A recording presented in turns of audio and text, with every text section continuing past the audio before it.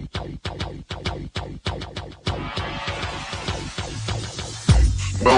to the Odds Breakers, number one place for shared, sharp betting information.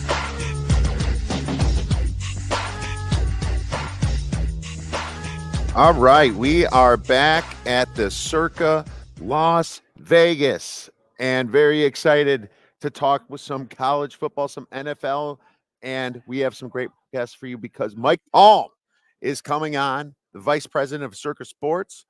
And we have Sean Kanaki, our own Sean Kanaki, going to do some talk about NFL divisions and anything he wants to talk about. But first, I'm going to run down and hang out with Vegas Matty. Hopefully I can run into some of you guys and talk to you about signing up for the contest. We also have some swag that we're giving away, so stop by our desk. It's only going to be around for another hour or two if you're local in Vegas. But you could also just hit me up later on Twitter. If you're here, I'll get you a shirt, get you a lighter, bumper sticker, whatever you want, hat, and get you guys rolling. So that'd be wonderful. So, Sean, you did a lot of work on NFL divisions. So I'm going to let you break it down for a little while I go down and give us your best plays or just some of your plays, or if you're saving some for premium, that's cool. But I'm excited to get back with Vegas Matty and Mike Palm when we're done. So Sean, take over, please. Yeah, everything I'm going to talk about is free on the website. You can check out the full in-depth articles, but I'm going to break down every division real quick here, rapid fire. And we're going to chat and talk about where we're at on each NFL division. So again, all these articles in their full are available on the website at theoddsbreakers.com. You can check them out there, but these are all the plays that I've given out. If you look at my futures betting on the Odds Breakers, had a very successful couple of years in both baseball and football. Baseball right now, we are for sure 3-0 on our preseason previews with what we got done there.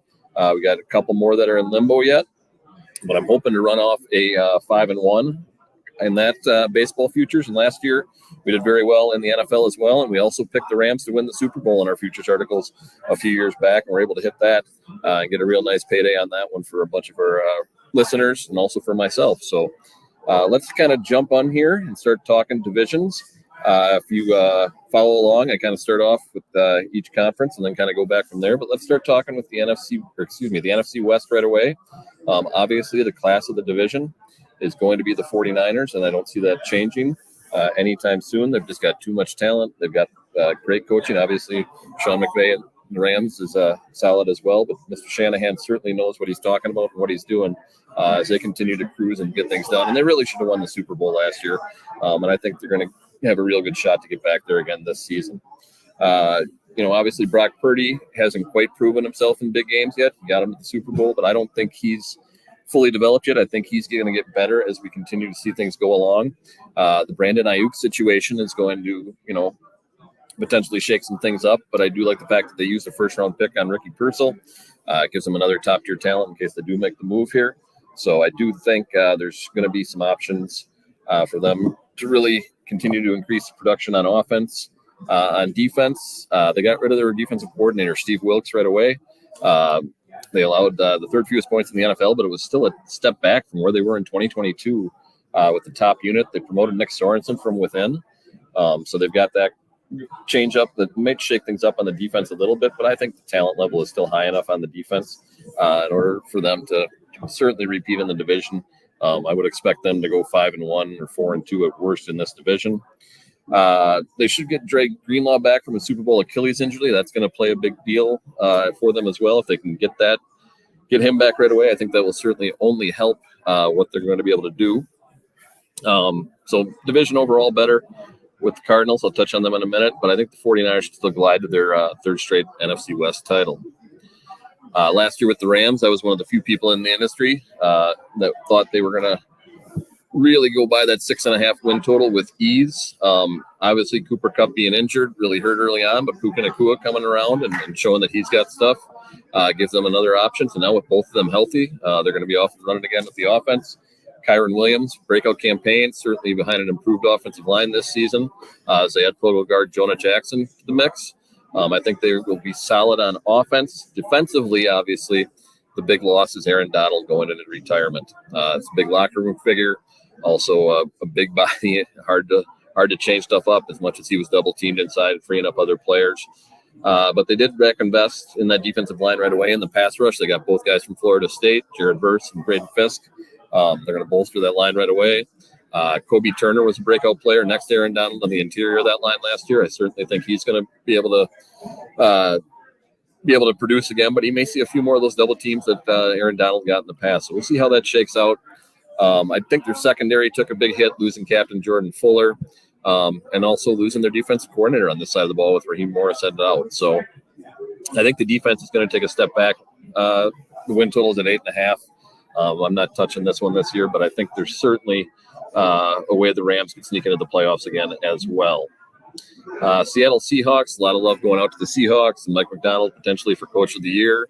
He's certainly one of the guys getting a lot of mentions, is potentially turning this team around. I'm not of that mind. I think Pete Carroll was a great coach, and I think him being able to do what he did with the talent in Seattle the last couple of years was pretty amazing. They do have a great receiving core, obviously, on the offensive side with DK Metcalf, Tyler Lockett, and Jackson Smith. They're good, Jim. Najigba, I can't pronounce that one. I'm sorry. They do have a solid running back duo as well with Zach Charbonneau and Kenneth Walker. They have a healthier offensive line, hopefully from what they had last year. Abraham Lucas missed 11 games for him last year. They also had Charles Cross missing some time, so I think the line's going to be a little bit better off if they can stay healthy. Christian Haynes, third rounder, is going to be their starter at right guard, it looks like. So they might have a little bit of a learning curve there with him. But overall, I think this offense should continue to produce at a decent level. The issue last year, and the reason Pete Carroll's gone, is the defense was a mess. They were 30th in EPA. They should still be much better than that. Getting Jonathan Hankins in free agency on the line is good. They also drafted Brian Murphy in the first round. So I think they're going to be more solid along the line. Linebackers, decent unit with Darrell Taylor and Bay Mafe. They should have one of the best pass rushing units in the league this year, I do believe. In the secondary, you got Devin Witherspoon, who was the best pick in the draft a couple of years back, I think, and Julian Love. So hopefully defense is a little bit better, but they do lose leading tackler and all-pro Bobby Wagner. So we'll see what shakes out of that defense. If the defense produces anything decent, we will see the Seattle Seahawks certainly make the people picking Mike McDonald as the Coach of the Year candidate look like geniuses. Arizona Cardinals should be better this year. Healthy Kyler Murray would make a big difference here. They got him some help right away, drafted Marvin Harrison Jr., Michael Wilson, Trey McBride, obviously elite tight end option there. So he's got options to throw to. James Conner and the Cards were fourth in the NFL in rushing. Obviously, Kyler Murray, when he was healthy, helped those stats a little bit too. And they upgraded the offensive line, adding Jonah Williams at tackle from the Bengals. So the defense is the major issue concern. They were 34st in points allowed. They spent most of the money in the offseason to upgrade it. So their Vegas win projection is 6.5. So again, we're going to fly through here. I don't have any action on the NFC West. I think the plays I lean over on both the Cardinals and the Rams. Those totals I think could possibly hit, but I'm not making any official plays on the NFC West. In the NFC North, Detroit Lions are going to be your class here. I think the Packers are going to give them a run for their money, and it should be a closely contested division. But they're still ahead of the Bears, even though they came ahead and got Caleb Williams, and everybody seems to be on the Bears bandwagon jumping on. I actually had the Bears under 7.5 last year. I haven't played anything on them yet this year, but the Lions defense was much improved last year. Obviously the offense with Jared Goff, two-headed monster at Gibbs and Montgomery at running back, and the big main targets, Amon St. Brown and Sam Laporta. They did lose Josh Reynolds. I don't think he was the biggest part of the offense, so I think he'll be replaceable. The offensive line added Pro Bowl guard Kevin Zeitler as a senior player out there. So they're going to be better on the offensive side. I think it's as hard as that is to imagine. They will get even better on offense. Defense was much improved. The secondary is the big area of concern, where they were 31st in passing yards given up and 25th in defensive EPA. They got Carlton Davis as their top cover man, used 2 top-tier picks on corners as well. Big plays killed the Detroit defense last year. They gave up 69 pass plays of 20 or more yards. So they're going to need to figure that out, and then hopefully they won't have to win every game in a shootout. But I still think they got the best option to win. I think the Packers are improved. Jordan Love obviously looks like something clicked in the second half of last season. As long as he repeats that, he's going to be an elite pass thrower in the league for a long time. David Bakhtiari's gone off the line, but he really hasn't played for quite a while. They also moved on from John Runyon. So the offensive line's got a question mark on it.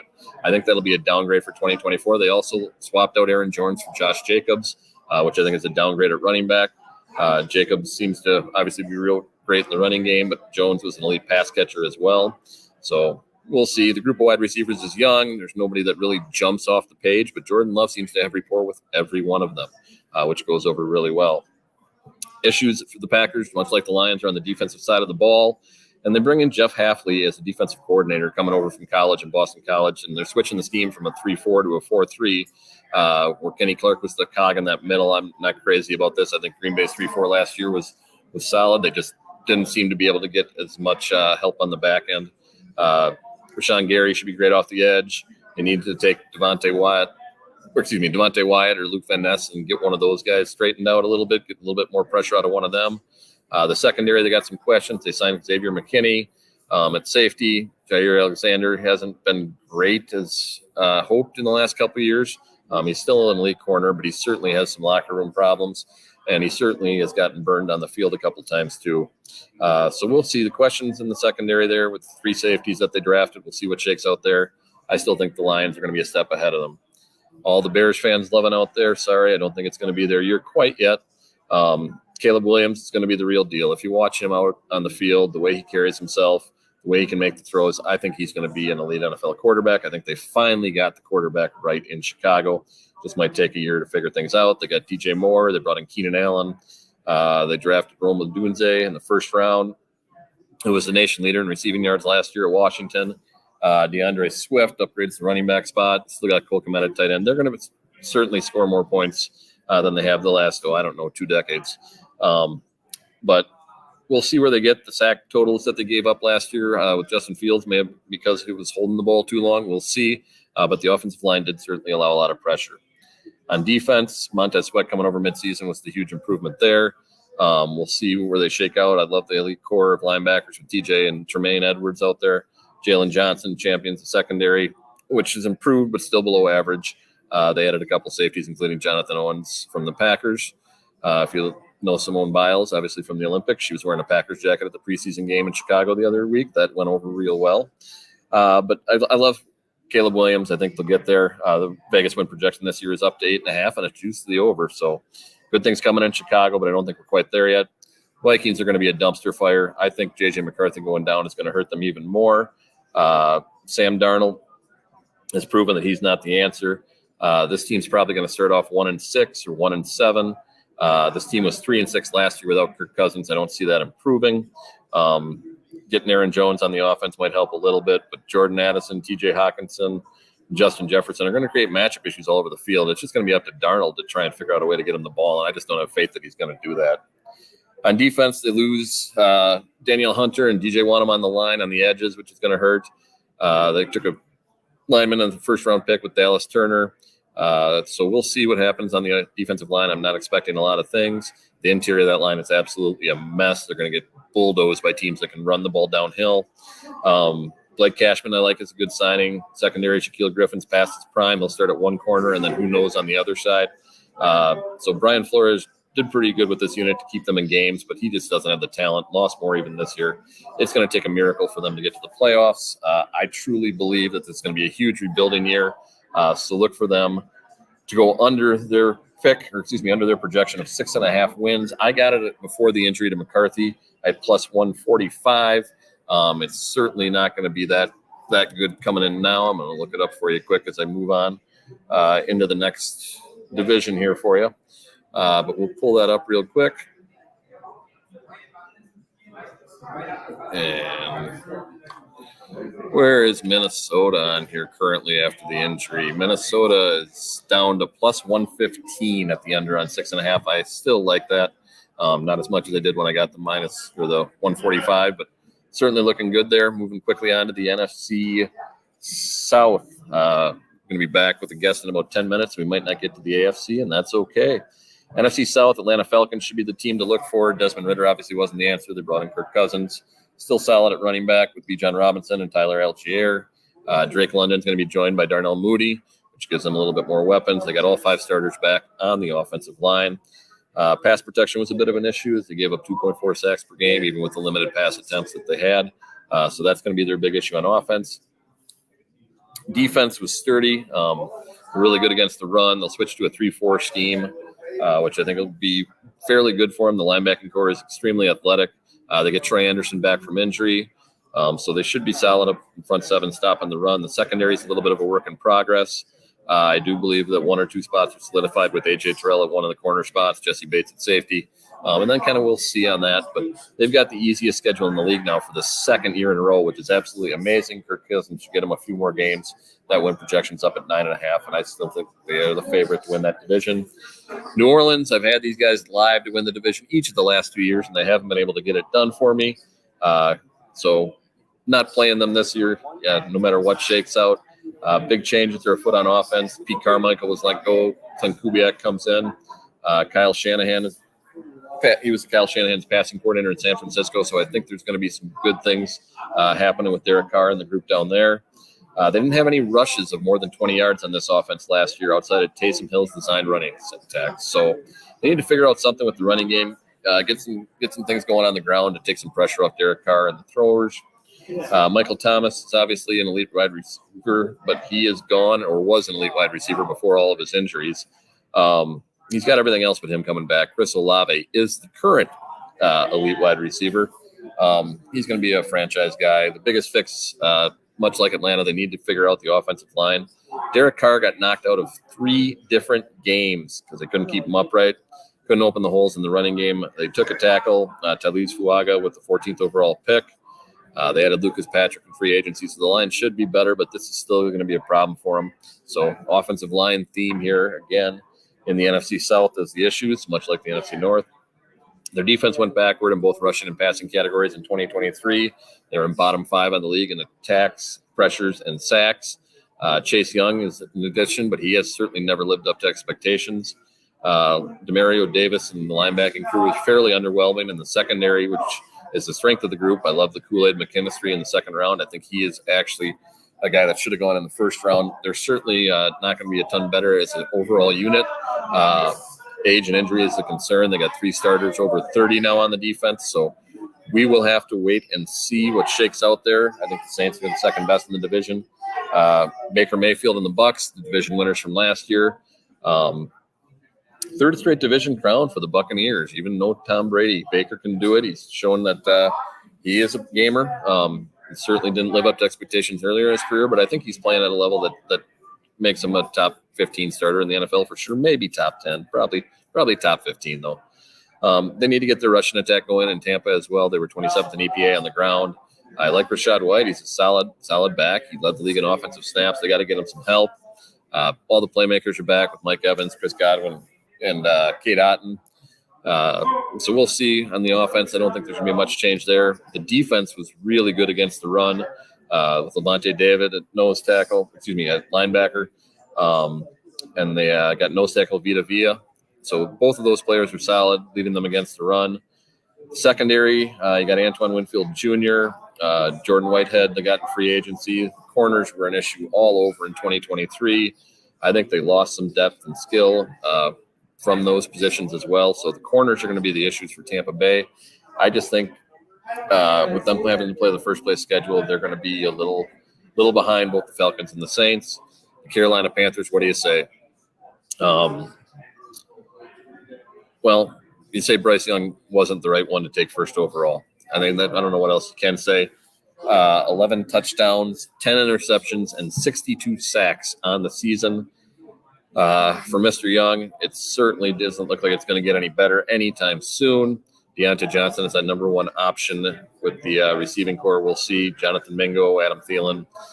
I just don't think those guys are the answer for Young either. They made a big splash at guard, signing Robert Hunt to a $100 million deal, so hopefully gets a little bit better protection. But 62 sacks is not good for a young quarterback, and they certainly aren't going to improve a ton this year. Defense, they traded away their best player, Brian Burns, to the Giants for almost no return. They got free agents Jadeveon Clowney and DJ Wanham, which should help on the line a little bit. Shaq Thomas comes back from a knee injury. I think the defense is going to be better, and we'll see. But losing Burns, they lost Luvo. It's a unit. You know, Frankie Luvo is a very versatile linebacker, but they should still be better than last year. I don't see how they're going to be worse. 26th in EPA and defense. Interesting stat on the Panthers. They never took a snap with a lead in the fourth quarter. They won both of their games on the last play on field goals. So we'll see if that changes at all in 2024. Never take a snap with a lead in the fourth quarter an entire NFL season. That's almost unheard of. With that division, as far as plays go, I'm taking the Saints over 7.5. They get the NFC West, or excuse me, the NFC East and the AFC West as their opponent divisions. They should get 3 and 4 wins there, 3 or 4 wins out of those groupings. The second place schedule isn't easy. They host the Browns and the Rams, and they're at Green Bay, and they probably will need to win, I'm guessing, 3 division games to hit that 8-win plateau, and I think they can get that done. They beat Carolina twice, sneak 1 off of Tampa, 1 off Atlanta. They go 4-2 in the division. They should get to that 8-win mark. It's kind of where I'm thinking. So I took the Saints over 7.5 in the NFC South. Moving on to the NFC East. Give you the breakdown here. I am still on the Cowboys. The first place schedule is tough, but I think Mike McCarthy is a great regular season coach. Obviously, he does a ton with talent. His scheme on offense, working with the group, has always evolved and gotten better over the years. He certainly incorporates new things every year. Don't like the change at running back. Tony Pollard going out, bringing back Zeke, who certainly wasn't productive in New England last season. CeeDee Lamb, we'll see what happens with that situation. That could change my outlook on this real quick if he isn't going to be suiting up. I like Brandon Cooks. I love Jake Ferguson, Wisconsin boy. Big safety blanket for Dak Prescott for sure. The line's in flux. They lose the left tackle and center, so it will be the biggest issue on offense for them. But I think, Mike McCarthy will figure this stuff out. They should still be a very productive offense. The defense centered around Micah Parsons. His ability to get to the quarterback has been phenomenal. Adding Eric Kendricks, who was a top 5 linebacker for me in the NFL last season. Mike Zimmer coming in. Got a little bit smaller on the D-line, probably part of his plans. We'll see where they end up. The corners are going to be the make or break for the Cowboys, right? Trevon Diggs, Ron Bland. They're feast or famine players, right? They make a lot of big plays, a lot of interceptions, but they also give up some big plays and take a lot of chances. They could take a step back in both offense and defense this year. But I think they're going to be the first repeat champion in the NFC East since 2004.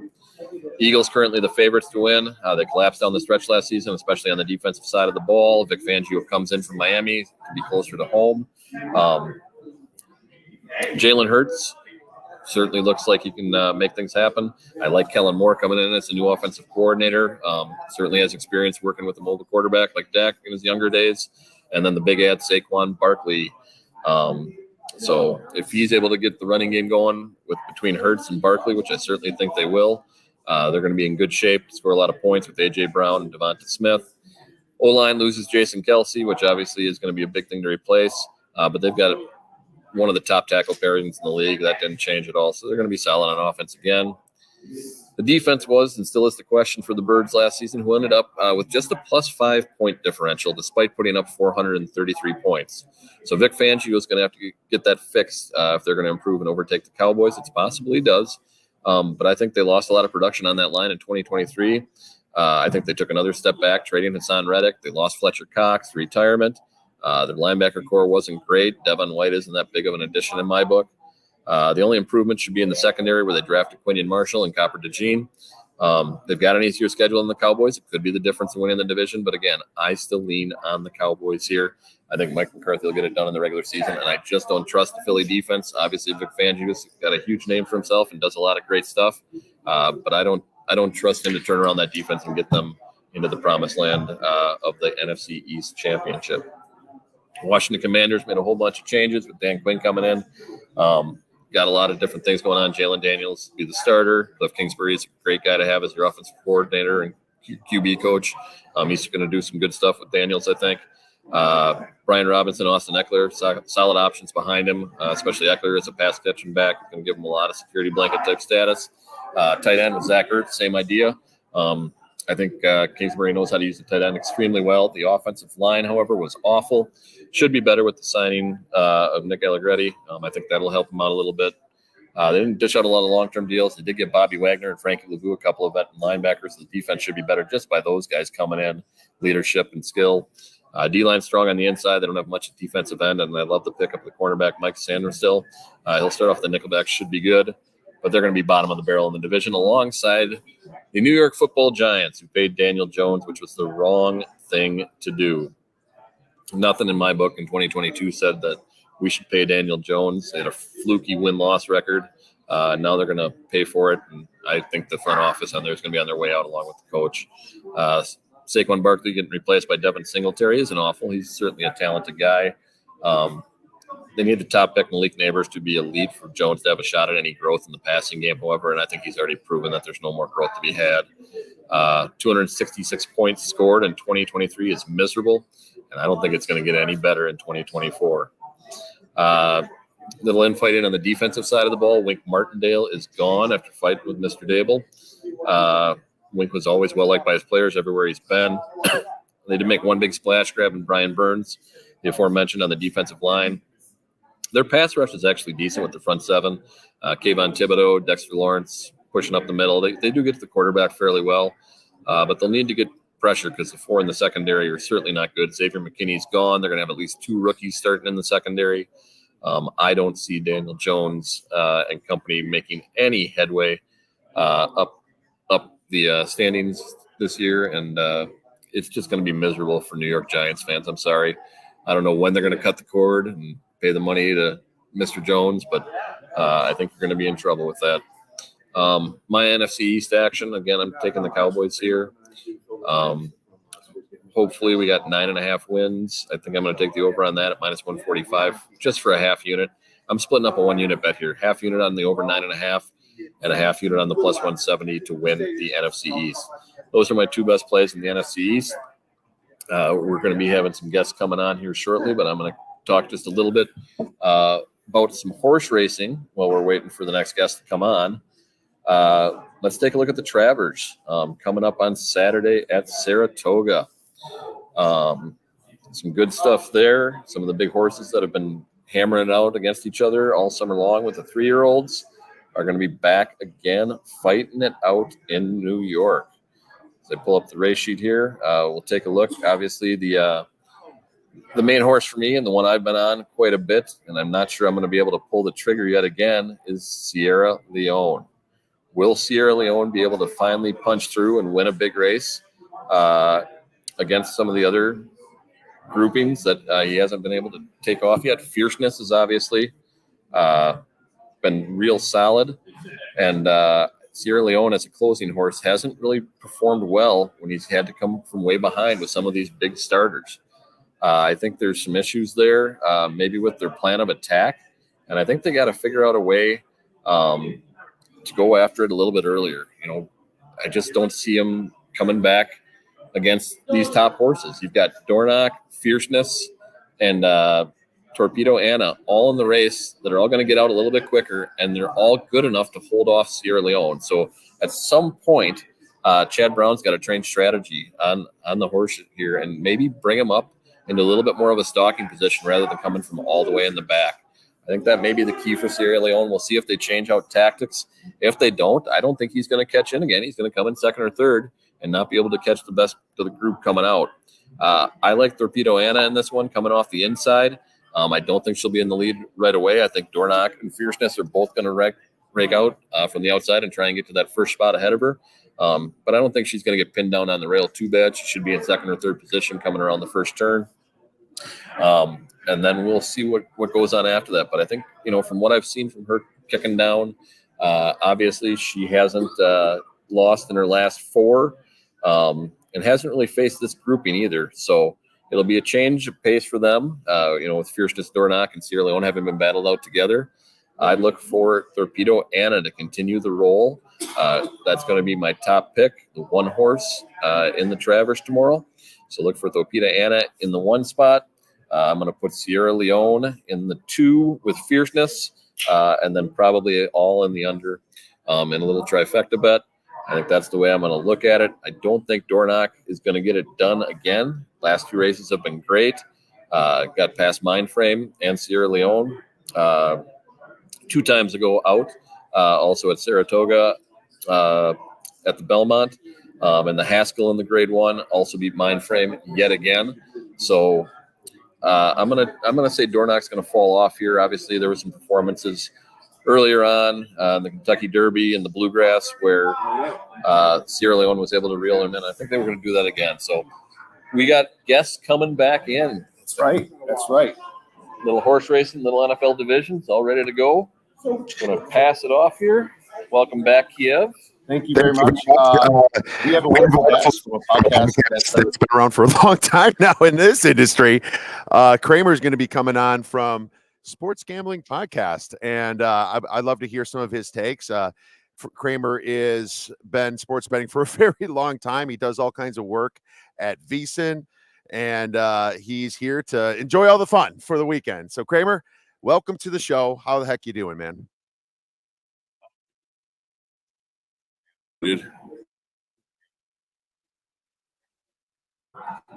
Little all right, sorry. Doing great. Just got my entries in to the Circa Millions, Circa Survivor. Nice. I just hit a hand pay at the NFL slot machine. Just cashed $1,500. So I'm feeling good right now. That's fantastic. 1,500 slot. What slot was that? It's the NFL slot machine. It's right over by Saginaw. It's at the Circa. It's part of my handicapping model. The Giants have been hot. The Raiders have been hot. It's been amazing. I know most people wouldn't use a slot machine for a handicapping model, but it's been good. Yeah. It's funny. NFL slot. Of course, it's an NFL slot. Kramer's that right here down on the floor. Well, that is fantastic. But man, you were one of the early podcasts I was listening to. I remember, driving up to Vegas. It was probably like 2014 or something, 15. I don't know. It was pretty dang early. And I was listening to you guys. I'm like, well, that's cool. I was like, it was just before I started the Oddsbreakers a couple of years. Maybe you were some of the reasons, but tell us a little bit about the Sports Gambling Podcast, man. Yeah, like you were saying, we started before gambling and podcasting was a thing. 2011, Sean Stack and the Money Green, we started recording a weekly show breaking down football. And the first year we just stopped in the off season. And then, we kept growing from there. And it turns out people like NFL. They like hearing people pick games. And yeah, we kind of bring the funny, bring the entertainment, but also we picked every NFL game since 2011. So that is wonderful. I think you've placed pretty high in the Super Contest before, or at least one of them. So you are definitely not new to these things, are you? No, early Super Contest had some success, and then when they started raking those evil corporations, we came over to Millions. Haven't had a huge cash. Finished in the top 50 one year. Survivor got to Thanksgiving one week, but yeah, this is our year. This is our year. This is our year, baby. That's all I feel too. This is our year. Well, man, there's a big overlay. It looks like we have 2,615 in Millions. I mean, dude, that just makes it easier on us. It makes it better on us because more ways to win. There's nothing better than when you come to the Circa, they present the overlay screen everywhere you can see. And it's just like, well, why wouldn't I enter? I'm getting this, I'm getting like a 1.5 to 1 on my money right now. And if you have the privilege to come out here, get a chance to hang out with Derek Stevens, one of the funniest things to do is sit with him at the bar and have a drink while they're still in overlay.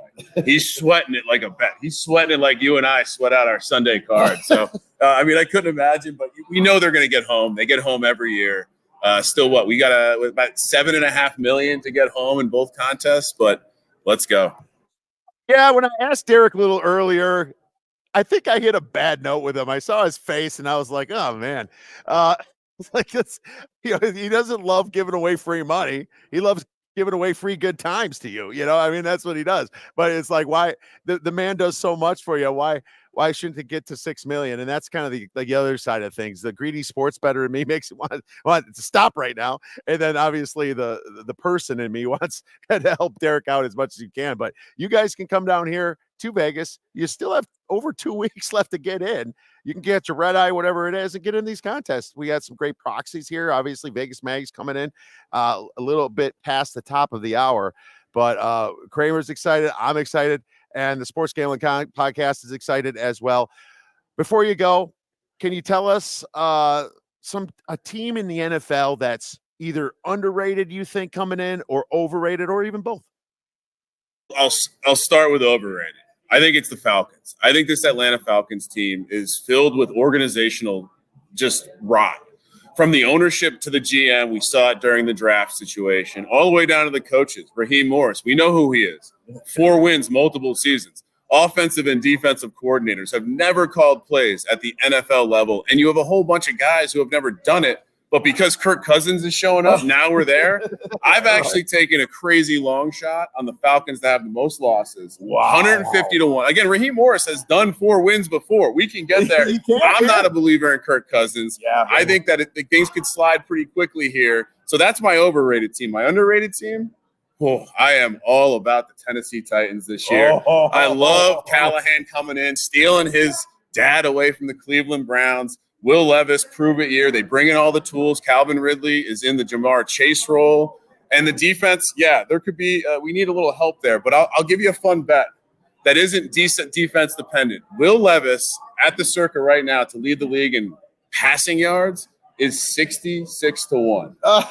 The pass rate over expectation of this team is expected to be near the tops of the league. The defense could be bad. If things work out, in Joe Burrow's first year in this offense in Cincinnati, he threw for 4,600 yards, which would have been just short of Tua's mark last year. So I love the Tennessee Titans to get it to be good this year and compete. Love that, but I love Will Levis to have a standout year more. We're going to cook with mayo this season. Levis is your man. Well, he was in some really funny commercials lately. I think I'm not high on the Titans. I'm not going to lie, but I do like the case you made with the coach. And they did bring in some stud defenders, some stud corners and safeties, man. So you might have something there. It's funny. Beginning of the season, somebody starts liking something that's respected person, then it just kind of rolls down the hill, snowballs, right? Everyone starts getting on, and then all of a sudden, I like this team. I like this team. I like the Eagles this year. I'm hearing a lot about the Eagles and stuff, but I think it's the creative way of thinking, like you are, is where you make money betting, doesn't it? It's the long shot stuff too. One of the things I fancy, like a strength of mine, is diving into these longer shot future markets that you see all this variance from when they open to when they close. I'll give you a great example. Jared Goff was going off at 60 to 1 in the MVP market as early as a couple months ago. And you look at the situation, well, number 1 seeds generally produce the MVP. The Lions are like a 7 to 1 1 seed price. So how is the disparity between the Jared Goff? So now what has happened? Jared Goff MVP is down to 20 to 1. Right. So we've seen those prices converge. Right. And I think in general, you can find a lot of value. For the NFL, a very sharp market, the futures market's still pretty inefficient in the offseason. Kramer, you're awesome. Where can people find your great information and media?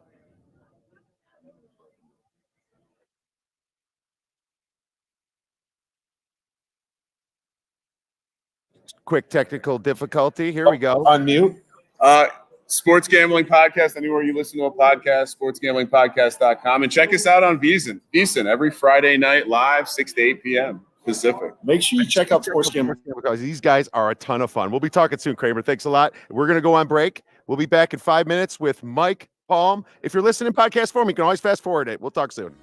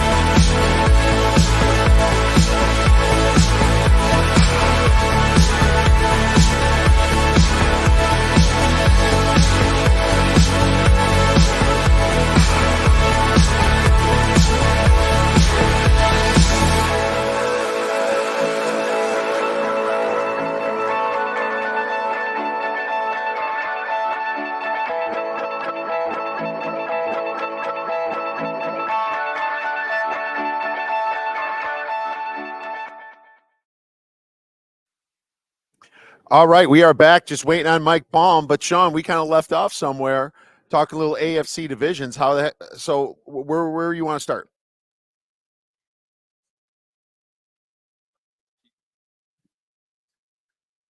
Uh-huh.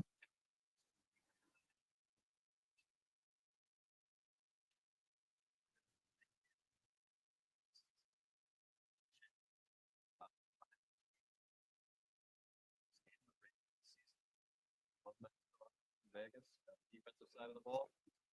I don't think Gardner Minshew is not like good enough to raise any playoff berth on that side of things. The Broncos, X looks fantastic against broad defenses the preseason. I mean, his odds had to drop to rookie of the year, I would think. I would think he certainly did. The Broncos rookie of the year is going to be interesting for him, but I don't think the team's going to be good enough at all. The defense was a disaster. Justin Simmons is gone in the secondary. Pat Surtain can't cover everybody, so they're going to be a little bit rough, especially on the defensive side of the ball. And I'm sorry, Russell Wilson wasn't great, but he still led them to 8 wins, even as garbage as he played in the first half of the season. I don't think Bo Nix is going to step in and get them to 8 wins in any way, shape, or form with that defense playing like it is. I don't think so either. But he certainly put up some yards, and if he can do that, I mean, that's what you're looking for is like a number on that.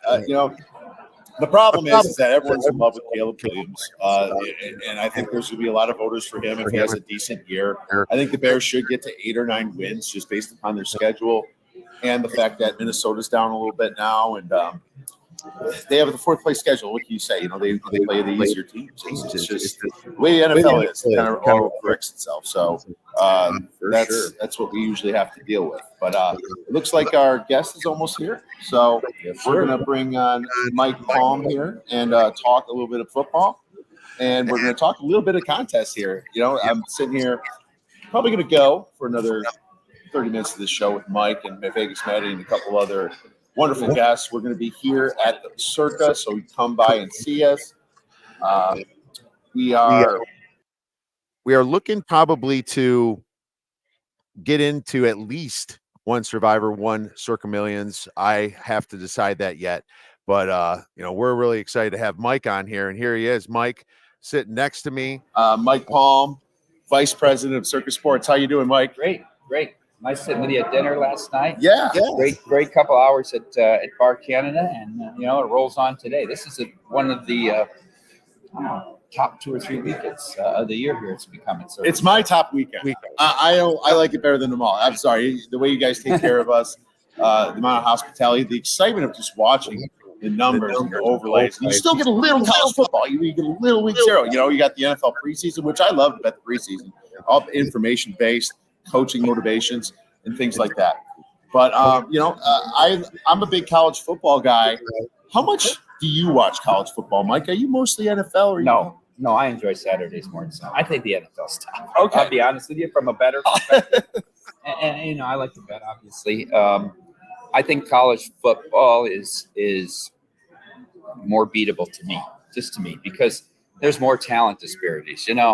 The NFL, these numbers are so sharp. It's the most liquid market in the world. How many times do you think an NFL line is off? There's the massive amount of money that goes into a market makes the line so very, very sharp. And totals even. I used to think, 10, 12 years ago, you could beat totals a little bit in the NFL. I don't even stick my toe in that water much anymore. We got two landmines coming up for Circa Sports tomorrow. I mean, we need Florida State. They bet. Wake all the way down. 11's a terrible landing spot, and then we can get middled in this SMU Nevada game too. If it lands 24, we lose all the money. But really interesting. I mean, we're just starting. We got 2. We get the whole. Like 2 spots already. That's a little bit on middling. He's not so much. You brought that up. You think? Yeah, I'm sure that it's a challenge and it's always worried about. But I have a prop idea for college football that I'd like to possibly ask to see if you think about it and bring it up.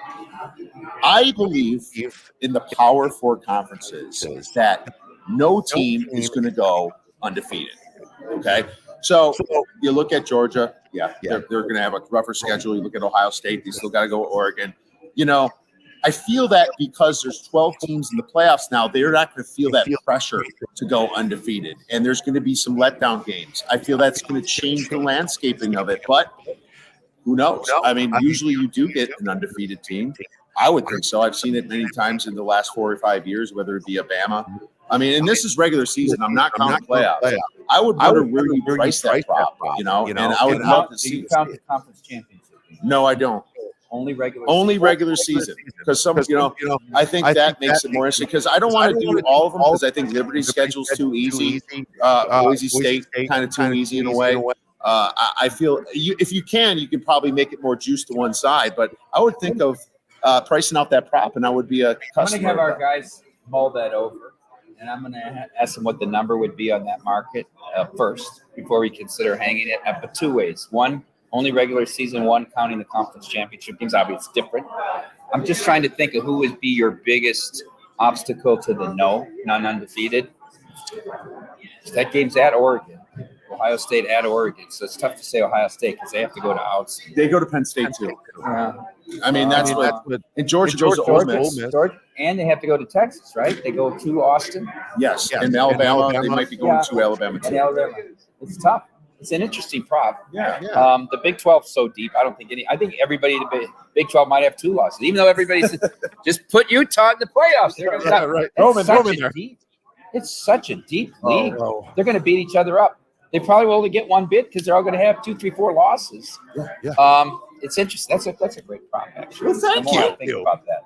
Awesome. Maybe you can give me a little credit for it. Oh, absolutely. I'm gonna when we go to lunch, I'm gonna have Chris Bennett and the guys that make the college football numbers try to give them a few hours to price what they would hang that at. Oh, dude, that would be so wonderful. Please let me know, and I will try to get as many bets down on that thing from all of our listeners and all of our friends here, because we're here all weekend, man. But we're talking about Circa. You guys just put on a wonderful show for us, man. What does this weekend mean to you as the vice president of Circa Sports? Well, sitting here at the Galaxy Ballroom and seeing how this Radio Row is going. This is the 6th year of the Millions. The 6th year we've done contests. Circa opened in 2020, obviously, but really the 3rd year of trying to do a Radio Row. I mean, we've grown this thing from 6 or 7 to now over 50 when you consider all the radio stations and podcasts, right? So it's pretty amazing. It's like second to Super Bowl. Yeah. It's more than we get for March Madness. Yeah. It's pretty impressive. So that's fun too. Yeah. To see same and new people, old friends and new friends every year.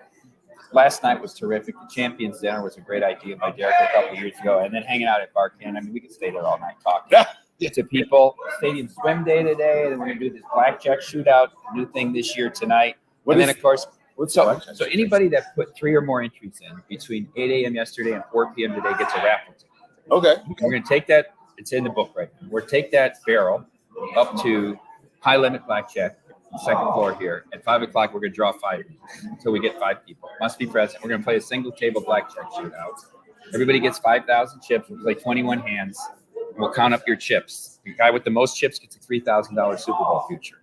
And on down the line, second is $2,500, third's $1,500. Wow! Super Bowl future. And the guy that has the lowest chips still gets $1,000 Super Bowl future. So we're giving away 10,000 in Super Bowl futures to our contest players this weekend. And then, of course, tomorrow's my baby, the panel.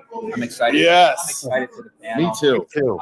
Jamie Pelleggi that works for Circa Sports, he's going to be the breakout star. He's a good-looking young kid from Pennsylvania, does all our props in the NFL. Jeff Erickson from RotoWire. So it has a fantasy tilt to it, a prop tilt. Yep. Both those guys specialize in that. I love that. Frank Schwab's terrific from Yahoo Sports, the senior NFL writer. And then we got Willis McGahee. Doctor cleared him. No ACL issues. He's going to be no ACL. I want to know how he holds his head high knowing he was a product of the Tim Tebow offense. He was the recipient of busting balls a little bit. He certainly was. Oh, man. Let's see if he's honest. He's honest with his thoughts tomorrow. No, that panel's going to be awesome from 1 to 3. And I'm very excited for it. I always love coming up with good questions. Try to stump these guys. That's what I try to do. So that's going to be wonderful, man. Quick want to bring up how well Circa does, or how they treat their patrons, their guests, clients. I see how sports books they're around the nation are kind of like well, this state's taxing me too high, I'm going to add a little extra juice, or we're going to take some off the net winnings. You think about those tactics, and is it more of a frown on the industry? What the problem is the outrageous tax rates. Let's start off there, because number one, you're competing with these offshore bookmakers that don't have to pay an excise tax. If you come here today and you put a bet on the Chiefs to win the Super Bowl, let's say you bet $40,000 on the Chiefs. Every month, including August and including February, until that bet's decided, all regulated bookmakers have to pay 0.25% of what you bet to the federal government in the sports excise tax. Offshore doesn't have to pay that, right? Right. They don't. Now the state wants to tax. I used to think 15 was pushing it when we went into Illinois, but I mean, they're at 50% in New York, 40% in Tennessee. I mean, I saw New Jersey's coming online and they proposed a 10% tax. That's reasonable. That's business friendly. But people are resorting to things. If you're booking baseball, and it's another 0.25% of your baseball right goes to Major League Baseball to sponsor a Major League Baseball. I mean, there's so many taxes that go on top of our model, which is low hold anyhow, right? Giving you the best odds. It's really tough. So, I mean, obviously DraftKings backed off from their surcharge in those high tax states. I think when FanDuel said they were going to do it, they saw the light. But I get it. I get what they're talking about, and they have a model where they're holding 4 times what we hold. Think about what we're doing. So we have to be very particular about where we end up in states just because of that. The cost of doing business in certain states, we couldn't win. I think that's absolutely ridiculous. Bad for business. It's not taxing gasoline, guys. It's not taxing cigarettes. It's not alcohol tax. It doesn't work like that. It's how ignorant some of these politicians are to make rules on something that is literally has a set rate and only a big effect. It's like, yes, let's make sports betting legal, but let's tax it so it's unfeasible so nobody freaking does it. That drives me nuts. I'm very passionate about that, as you can see. Well, let's talk a little bit more about Circa in the contest here. What makes them unique to other contests, and where do you see the future of it? I think the guarantees is what started it off as making. Derek put up his money, and we're going to be short the millions again this year. He's going to have to kick in somewhere between 750,000 and $1 million to get to the guarantee. So we'll blow through Survivor again. We were the first ones not to take a rate, 100% payback, right? And I think that attracted us and got our name into the market 6 years ago when we started doing it. I know nobody thought that we could overtake the Westgate in 2 years, and it happened. I thought it would be 3 or 4 years, but Vinny Maiulo from South Point and my partner Amal Shaw both said in year 2, Mike, the format of your contest and how much Derek promotes it and markets it, it will, and it's continued to grow. I think it's terrific. If you're going to invest a couple $1,000s into the NFL during the course of the year, why don't you take a trip to Vegas and do it in a contest where you have a shot to become a millionaire? Why not? Right? I'm gonna spend $50 a week, $100 a week. Okay. Put it in a contest. The millions you're gonna, you get action the whole year long. Now you might be out in week 1 in Survivor, or you might pick up 4 million, 8 million, 12 million. Right? It's more of a lottery, but it's a hell of a lot of fun along the way. And every week your ticket becomes more valuable. That's right. Implied value just keeps going. You start getting an implied value of 100,000 or more. Now you monetize. Yes. You can sell a piece of it. Someone's going to go in. They're going to want some say, but there's also valuation companies that can actually value it correctly. They value it based on what teams have left, teams you've used, what the other opponents have. Right. It's become an industry upon itself, the secondary market in Survivor. But there's so many different ways to attack it. But the cleanest way is actually selling a piece of it. That's the cleanest way. That is. Yeah, I agree. That's wonderful. Well, man, last question. How are the contest winners treated at the Circa? And what kind of, if I'm coming to visit Circa, I'm a person, and I place highly in the contest or I win, what can I expect in the future of the Circa? Yeah, we have a big wild card weekend. We have a big ceremony over at the D where everybody gets their ceremonial check. We celebrate, and then you get your cash as well. And then you become part of our family, right? You become a part of it. We talked about the champions dinner last night. Everybody in the top 10 in the millions, everybody that made it to the end of Survivor, and you actually become part of the family. That is awesome. And I talked to Derek about that too, man. That's the best part of it. That's how you guys treat people. Is absolutely family. Mike, thank you so much for coming on. Really appreciate you breaking it down. We'll be seeing Enjoyed last night. Enjoy the rest of the week. I absolutely will. All right, my friends, that was Mike Palm. Make sure you follow him, and he is the vice president at Circa Sports. So Vegas Matty is coming up next, and he is ready to roll. I'm guessing got stuck in traffic. That's okay. I think everybody's getting stuck in traffic when it comes to driving in Vegas. Yeah, for some reason they wanted to start all the construction just immediately and not do it a little at a time. So I think that's what we all do with Matty. Thanks for coming back on, my friend. Of course. How the heck you doing? Good. So I signed up Musburger with the Westgate. Oh, you got to sign Musburger. Okay. Musburger. Sorry. Yeah, and then I just did a hit at the Sports, my hometown radio station. So I'm trying to pack as much stuff in as I can right now. Oh, I appreciate you having me on. Oh, dude, I appreciate you being back. You know, I love football contests and how you guys treat people over there. You guys give drink tickets away. You guys give hats and paraphernalia away. You guys swim if you want to get in there. Come see us, right? Stadium swim. You can get in that many places. Yep. And my has it grown. It really has grown. But that's really cool that you just signed up names like that. You signed up a lot of big names, big people, former players that want to get in these contests. Tell us a little bit more about football contests and how you can bring fun to everybody around the world. Well, yeah, just in the participation and trying to take the stress out of it. Like it's kind of an interesting proposition. I'm sure like starting trying to find out about the football contest and who you're going to trust. And there's a lot of proxies in the game now, and some of it haven't been doing it as long as we have. Most of them, I should say, almost all of them. So it's our 16th year. We've got a reputation for just trying to provide the best service possible. We're available pretty much 24/7. That our support, if you can't get your picks in, you're having issues, we'll help you out. We try to stay pretty strict to our deadlines, but everyone's got issues that happen. I'm a couple minutes late here, how that goes. So there is a human element to all this, and you want to be able to have someone you can trust to put your picks in, and that's what we do at footballcontest.com. That's why we've been the best in the game. What year started? 2009. Yeah. So with the Super Contest way back then, the Super Contest I think was 328 entries back then.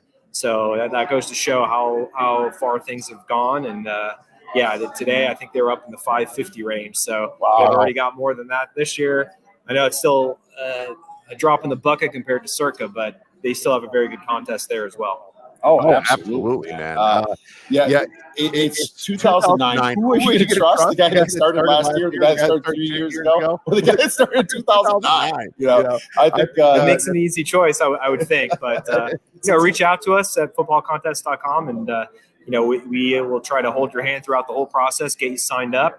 Tony's downstairs right now at the Circa Sportsbook in booth 5, trying to get people signed up. And 3 o'clock, I'll be there from 9 to 3 tomorrow, before I have a fantasy football draft tomorrow night. So it's crazy time here. And our hours are just increasing as it seems like the days go on. So you still got a couple of weeks to get out here. So if you haven't made your travel plans yet, book it today. Reach out to us. You'll find out when we're available. And hopefully we can hook up.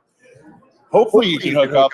There's an overlay, my man. There's a reason to come down here and sign up and have some fun. Why don't you talk about this overlay this year and how exciting that is for sports bettors, although it's a little bit tougher for the people guaranteed. Right. So the Circa Survivor, don't worry about that one. They're a little under 6,000 entries right now in that contest. They're going to hit the 10 million, which is 10,000 entries. Don't worry about it. They'll be 6,000 probably by the end of the day. And then who knows, maybe even 7,000 before the end of the weekend. So I expect that to be 11, 12,000 when all is said and done. You do the math on that, that's $11-12 million. Compared to the million, that's where they really needed some support from people. That's the pick 5 contest where you pick 5 games against the spread. They're going to be, probably double what they got right now. Hopefully get a little closer to that 6,000 that they need to guarantee the 6 million. Well, the 6 million is guaranteed, so don't worry about that. Yes. Derek has put that money up. Last year, I think the overlay was about 700,000. This year, it might be closer to 5, maybe less for Derek's sake, but we'll see what happens. A lot of people come in these last 2 weeks to sign up. Yeah, a lot of people do come in these last few weeks. Well, if I was wanting to reach out to you, maybe I'm living in Pennsylvania, wherever. Do I do it by phone or do I do it by email? How do I do that? Yeah, you can either or. I mean, I'm not going to give out my digits on the air here, but I mean, you go to footballcontest.com. You can reach out to us, and then a lot of people, they have questions. We'll answer as many as we can over email. But then again, if you want someone to talk to, we're fine giving you the number to call, and we'll answer those questions for you. Hopefully make you feel a little more at ease about signing up, because it is a big investment, especially those guys who want to put the 10 G's down on the 10 survivors. I mean, they want to be able to trust somebody who's going to be able to put them in and not lose sleep over it. And that's us. Yes. We're there for you. Yeah, make sure you do that, guys. Reach out to Matty, reach out to Tony.